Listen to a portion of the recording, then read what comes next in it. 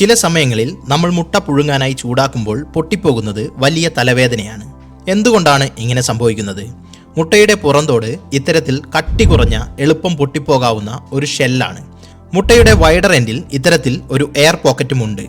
നമ്മൾ മുട്ട ചൂടാക്കുമ്പോൾ മുട്ടയുടെ ഉള്ളിലെ ലിക്വിഡ് ഭാഗവും എയർ പോക്കറ്റിലെ എയറും ചൂടായി എക്സ്പാൻഡ് ചെയ്യുന്നു. ഈ എക്സ്പാൻഷൻ ഔട്ടർ ഷെല്ലിൽ ഒരു പ്രഷർ കൊടുക്കുന്നു. ഈ പ്രഷർ കൂടുമ്പോഴാണ് മുട്ടയുടെ പുറന്തോട് പൊട്ടുന്നത്.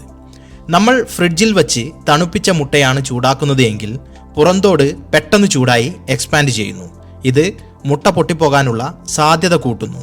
അതുപോലെ കുറച്ച് പഴയ മുട്ടയാണെങ്കിൽ എയർ പോക്കറ്റിൻ്റെ വോളിയം കൂടുതലായിരിക്കും. എയർ പെട്ടെന്ന് ചൂടാകുന്നതിനാൽ ഈ ഭാഗം പെട്ടെന്ന് എക്സ്പാൻഡ് ചെയ്യുന്നു.